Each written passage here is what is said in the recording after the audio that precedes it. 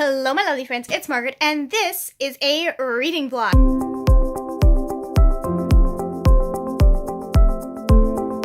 Alright, so this is my third weekend reading vlog for Blackathon. Oh my gosh, we are off to a fantastic start this weekend. So yesterday I discovered the Frozen Broadway soundtrack, which I've been meaning to actually listen to for a very long time. And I just now listened to it yesterday because I went on a rant about Frozen and how Let It Go is just kind of like the frostbitten thumb sticking out of the Frozen soundtrack. It doesn't quite fit. It doesn't. And so I was like, you know what? I'm going to check out the Broadway because I want to see, does the Broadway fix the issue? Where is it that it does it fit better in the Broadway show? And it does. The soundtrack is so much more cohesive for Frozen. For those of you that don't know, I went to school kind of with the intention of doing musical theater a very long time ago. Wearing my alma mater shirt actually right now. Go Gators. Anyways, we discovered the Frozen soundtrack. We've just finished Black Enough on the way home. I absolutely adored this. I give it 5 stars. But the last story had me screaming because the boy is flirting with her using Percy Jackson. He is using Uncle Rick to flirt with her. And I was just like, if I had been that girl, I would have proposed. That probably was my favorite story in the entire anthology, but I really did enjoy almost every one. Even the one that had a couple that had endings that were just like, why would you do that to me? So I finished a good book. I found a good musical. Now I just need to listen to the Lightning Thief musical. Kenzie is going to be so mad at me because I still haven't, and she's been telling me for months. And also, I got my Bookish Cupid present, so I'm going to open that in a minute after I explain everything that is happening this weekend. But this is the weekend that I'm going to be doing my personal 24-hour readathon, so I've got a lot of reading to do. I am currently... obviously, since I finished Black Enough, I need a new audiobook, and I think what we're going to do is I'm going to listen to Freshwater by Akwaeke Emezi. If you want to know what this is about, go look at my Blackathon TBR because I'm too lazy to even remember what it's about at this point. I'll explain more as we go. I want to finish Volume 2 of Oran High School Host Club, and then I have to wait for Volume 3 to come in. So, lucky for my February reading plans, I will not be binging the entire because we were really close to me doing that. This one's on my readathon TBR, and then the other one that's on my readathon TBR is The Last Olympian, and I need to get this finished because I do believe the live show is next weekend. I have to confirm with my live show host to make sure that they both can be there, but I need to read this. And then I also, hold on, because we're not done. We're not done because Margaret always bites off more than she can chew. But also, I am buddy reading Empress of All Seasons with Stephanie over at Shut Up and Read. And this is the week that we chose to buddy read this book. It's good so far. It's interesting. The one thing that we were both talking about is the fact that, I feel like it's very surface level. It's not like I'm not invested in it. I'm interested in what's going to happen. But it's like I'm reading... a news story versus actually reading a novel where I'm actually rooting for characters. Just about everybody could die at this point, and I would not, I wouldn't be sad about that. Then I'm going to take a nap, and then we're going to start reading The Last Olympian, and I'd also like to start the 5th season because I need to do that, and I need to read Clockwork Prince, and then I will have officially read all of my, TBR books for the month, which will be really cool because that will mean I will have finished a TBR. Now it is time to open my present. Okay, let's see. Can we see me now? Okay, you can see me better now. So much of BookTube is just me finding places to set my camera so you can actually see what's happening. But let's see if this will open. I don't want to show you my address. I'm so excited. Ooh, it's a thick one. Oh boy. It's a thick one. And it's purple. All right, let's see. Is there a note? Okay, there's a bookmark, firstly. Okay, so I'm not looking at it yet. Okay, so the note says, "Hey, Margaret, I wanted to get you a bookmark so you could mark your page in your new book. I thought the saying applied well to you." Oh, this is gorgeous. Look at this. Can you guys see that? It says she believed she could, so she did. That is perfect for me because I am trying to be that kind of person this year. So I love this. Oh my gosh, if it had just been the bookmark, I would be cool, but there is a book in there. Hold on, I don't want to look at the note, but I think I saw a little bit of it. Yeah, I think I know what book this is, just feeling the thing. It is! it's Jane Unlimited by Kristen Kishore. Oh my gosh, what has she written that I've read by her? Yes, she's read Graceling, and I loved Graceling. I was like, I know she's written something that I loved. And this is definitely one that I've been wanting to read. That is so cool. Is there anything? There is nothing else. Just checking. There we go. All right, so this is oh, it's Sasha from Well Read and Half Dead. She says, hey, Margaret, I thought this book would be a good fit for you. It's magical realism and has a choose-your-own-adventure vibe. I was a sucker for choose-your-own-adventure books when I was a kid. I hope you'll like it as much as I did. Oh my gosh, I am so excited because I've been wanting to, like, this is one of the ones that I wanted to read because I've heard good things about it. Let's see. Oh my gosh, guys, look at this. It's got a little umbrella. And it's purple. I'm so excited. I love getting bookish gifts. This is almost as good as Christmas. I got books on Christmas. Okay, so I have a nifty new bookmark that is going right inside. Hold on. One of my favorite books of all time, because we are going to use this and not lose it while reading The Last Olympian. Oh my gosh, how many pages do you have before them? There we go. Look at that.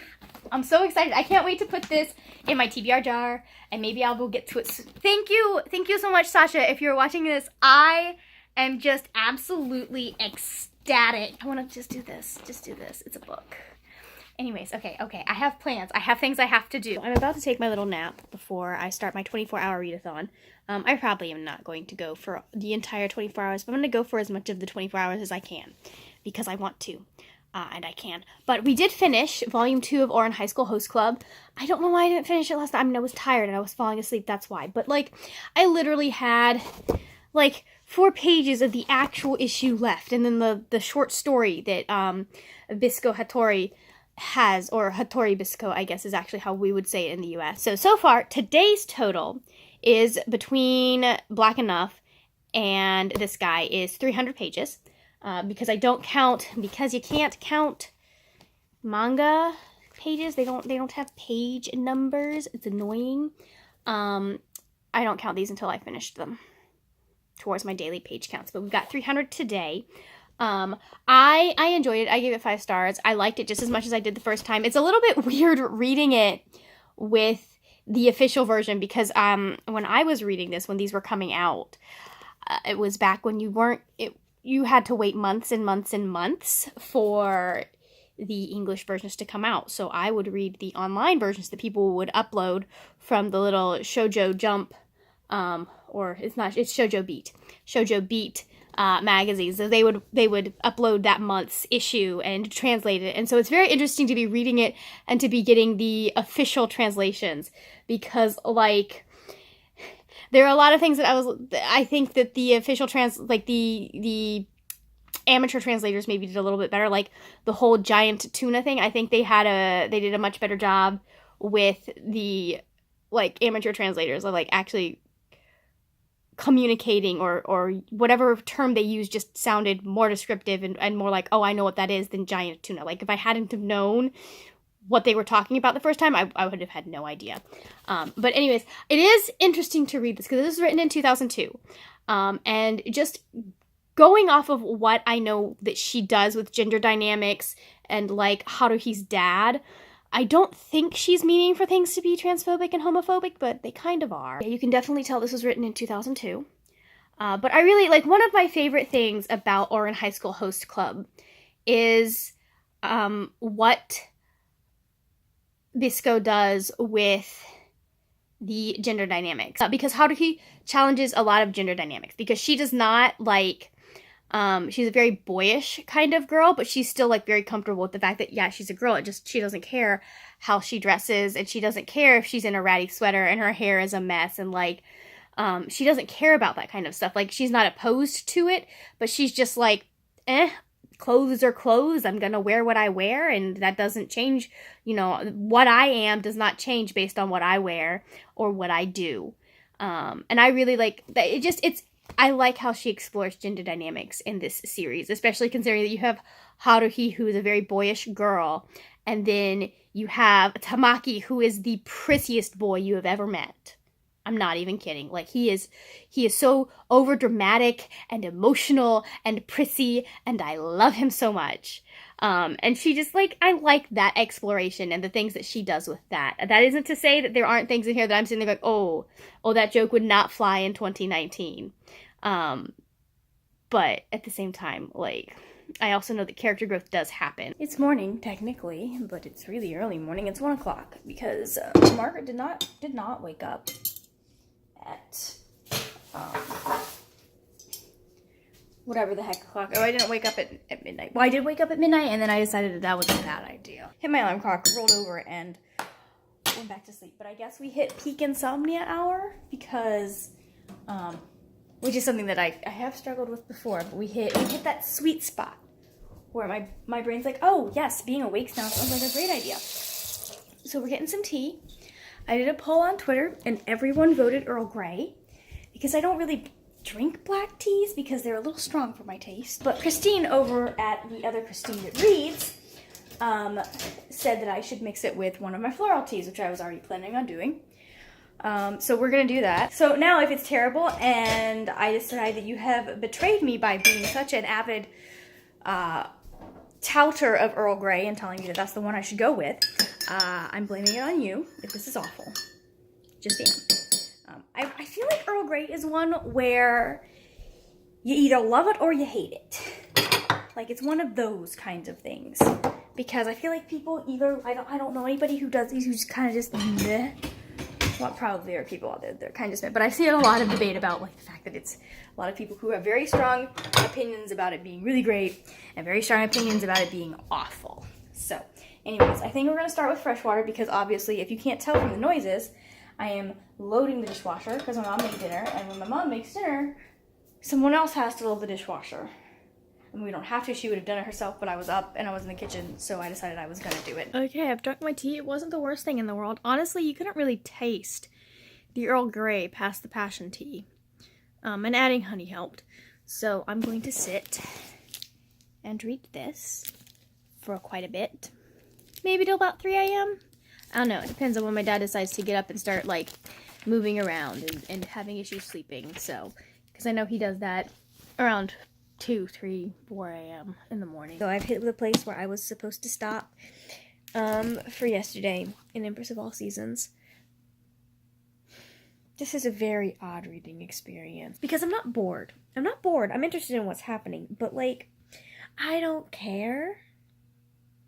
Which is weird. Which is sad because it's a gorgeous book and it's a fantastic storyline. I just feel like it needs another, like, it's only 300 pages, I think. Hold on. It's just under 400 pages, and I feel like it needed another 100 pages to really get into character and description and emotion to, like, connect the reader to the story. This is, if you're plot driven, this is a good book to read. If you are character driven like I am, maybe not so much. Don't go into it thinking it's going to be your favorite book. So, I don't want to read any further until I have touched base with Stephanie and seen where she is. But I probably will finish this tomorrow. I'm, like, kind of tired, but I'm not ready to go to sleep yet. So, I'm going to read something else. And I should be reading The Last Olympian because I need to read that for next week and our live show, or the week after. I'm not entirely sure which one it's going to be. But the thing is, I have to actually, like, pay attention and do all the highlighting crap that I usually do with The Last Olympian. And I don't want to do that right now. I just kind of feel lazy and I don't want to put that much effort into reading. So I'll probably do that tomorrow. So I'm going to start the 5th season by N.K. Jemisin. I should really read one of the comic books that I'm supposed to be reading, but whatever. I'll get to that in a bit. Hopefully I will be able to retain information for this much easier than when I was trying to read the audiobook. But I will let you guys know how it goes, because I'm not ready to fall asleep yet. It is obviously Saturday morning now. And I read until about 1 a.m. No, not 1 a.m. I was up at 1 a.m. At 4 a.m. I read till about 4 a.m. So far, I've got a total of 123 pages and 106 minutes of reading time, which comes to an hour and 46 minutes, I think it is. Yeah, something like that. So what's going to happen is I just went for my walk. I just did some yoga. And, it's about 9 o'clock. It just hit 9 o'clock. So I read till 4 a.m. I got up at 7:30. and we've been going from there. But I want to talk about the 5th season. I think this might just be my book for today. Because according to Bookly, it's only going to take me 9 hours to read this, and I can definitely get 9 hours of reading in. And I think what's going to happen is I'm going to split up The Last Olympian and figure out how many pages a day I have to read to be done with it by Friday night or Saturday morning, depending on when I do that. Because I'm really liking this. Like, it's very interesting because it's written in second person. I don't think I've ever read anything that has been written in second person, but it works so well for the narrative voice that Jemison is using. I love how accessible it is. Like, I'm reading it and I don't feel, you are obviously reading high fantasy, but it doesn't feel like you're reading high fantasy. Like, she writes it in such a way that, like, you're grasping the concepts really easily. You don't feel the need to continually reread things. Now, she's throwing a lot of terms at you that you don't understand. She just kind of lets you kind of figure them out through context. You know how you'll read some high fantasy, like Tolkien. I love Tolkien, but it just feels like they are like hitting you over the head with all of the information. She is weaving it in so well and making it so like just simple and easy to grasp, I feel. That I mean, it's good. It's really good. And I like that part about it because I don't feel that reading something should be hard. Like, you shouldn't, I feel like you shouldn't have to work extra to understand a high fantasy world. Not that I don't love the complicated high fantasy worlds. You guys literally have not seen me since, what, 9 a.m. this morning? Whoops. Oh well. I have, however, been getting reading done. We are at 8 hours and 8 minutes of reading done today, and 456 pages read since midnight tonight, last night. But let's see. We are, oh my gosh, I'm so much. So, most of my reading, I'm going to go and finish Empress of All Seasons here in a little bit, but most of my reading has been either the 5th season or Freshwater. I'm at 161 on Freshwater, so I'm almost done this one. I might end up, I don't know, we'll see, because I want to work on my room for a little bit today, so we will see. I didn't get quite as much reading as I wanted to get done. It is interesting. I wouldn't say I'm enjoying it, but I'm intrigued enough that I'm continuing going. I don't think, just knowing the subject matter and what it's dealing with, I don't think it's going to be one that I'm absolutely going to adore, but I do think it's a very interesting take on mental illness. I don't know if it's own voices. I don't know how much research she's done. It's about a character, Ada, who has dissociative identity disorder. And basically the plot of the book is that it's reframed in this kind of way that she has different gods trapped in her body. And so there's a lot about like the old gods and like Nigerian folklore a little bit. And then you're basically experiencing this through several of the people that are trapped inside of her. It's interesting. Again, I don't know how accurate it is, if it is own voices. I'm not sure. I haven't done any of that research, but I have heard that it is very good. I mean, it's a fantastic writing. It's really good writing. But again, I don't like, just seeing where I think this is going to go and where it's going to end up. I don't think it's going to be my favorite book of the year. I won't say that it's definitely not, because you never know. Sometimes books surprise you. But I don't think it's going to be. However, let's talk about the 5th season. I am loving this book. Now, I would not, if you are a parent with small children, I would not suggest reading this book. I just wouldn't, not yet. I would let your children grow up and get a little older, or just know yourself, because I know that some parents have been having issues reading this book because the catalyst for what happens with Essen and her going on this journey that she ends up going on is the death of her 3-year-old son. I won't tell you why he dies or any of that, but like, it is a big, because that's kind of a spoiler, but it is a big to-do, and in Essen's point of view, she is continually trying to not think about it, and so you're being told she's not thinking about it. I'm really enjoying it. It's three different perspectives, and we've just gotten to the point where I think it's been officially confirmed how these 3 perspectives work together. I like how she's doing that, how we're getting 3 different sides of the same story. Now, and that's all I'm gonna say about that part. But we're following Essen, we're following Demaya, and we're following Sien.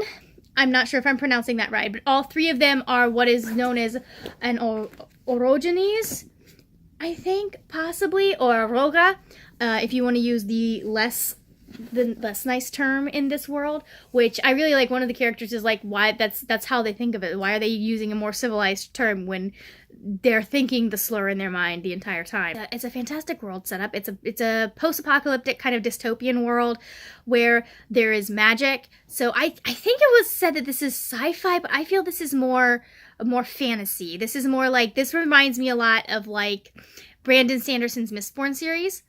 It's reminding me of that, and it's fascinating. It's all I've been wanting to read all day, and I'm totally cool with that because it's a good book. So Essen's point of view is in second person, which is really interesting to read, and then Demaya and Sien's points of view are in third person, and it's very like, I like it. I like how they're balanced, and I like how it works because you switch off between Essen, and then you'll have a Demaya chapter, and then you'll have Essen again, and then you'll have Sien again, and then you'll have Essen, and so you get the gist. But I'm enjoying it. I'm really liking this.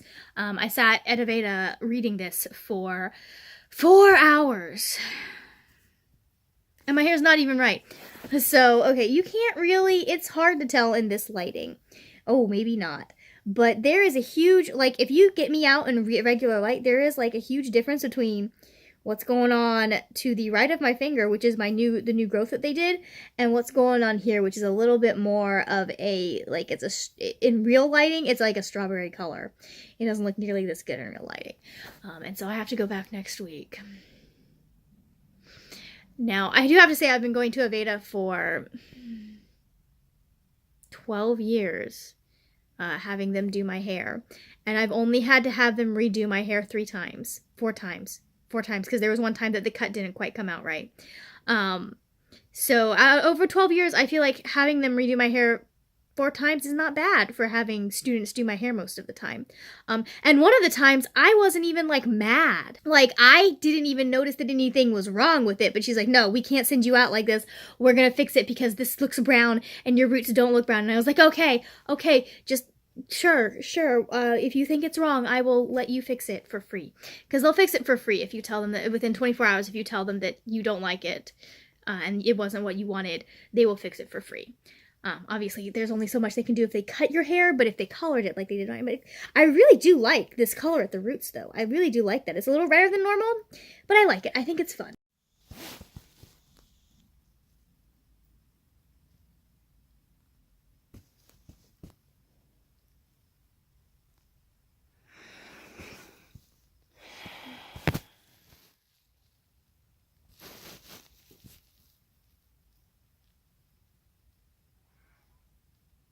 Okay, so it's officially midnight, which means my 24-hour readathon is done. I'm going to bed.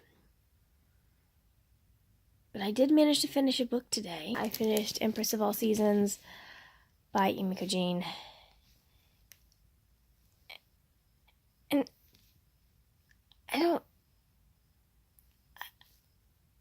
this is not the book I was promised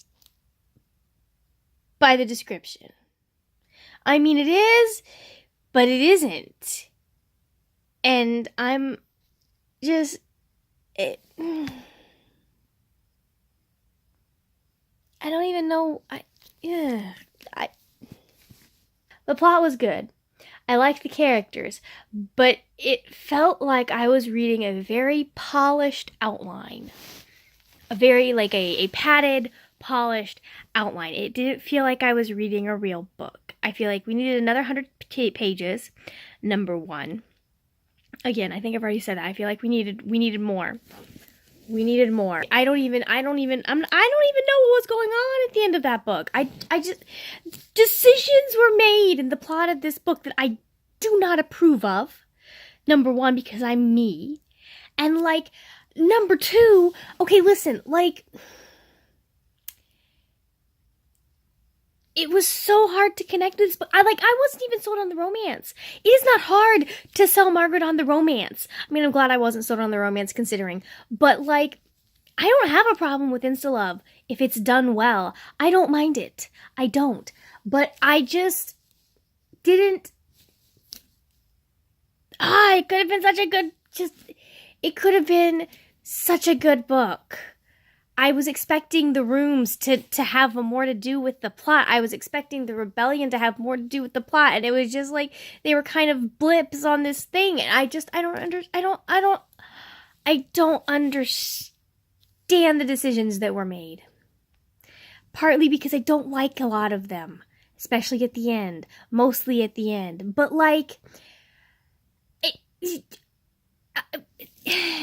it was weird.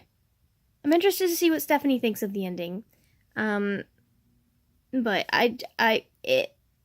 there was a complete 180 that a character did that I was like, this makes no sense. There was an entire, like, subplot with the Emperor that could have been really, like, I thought I knew where it was going. It wasn't going there. And I was just like, it was not utilized the way it could have been utilized. I'm very disappointed. I had hoped that this would be a new favorite, that I would really, really enjoy it. But unfortunately, I did not. So I'm just going to have to go find something else to read. That concludes my 24-hour readathon. Obviously, there's still more reading to be done in this vlog. But that brings me to 10.5 hours read today and 599 pages read. Bookly is very convenient. It does all of the figuring for you. I love it. It's fantastic. I'm gonna go read some more of the 5th season because I like that book. Yeah, I'm gonna go read something that I like, that I will enjoy, that will not leave me questioning everything. I don't understand why that choice was made.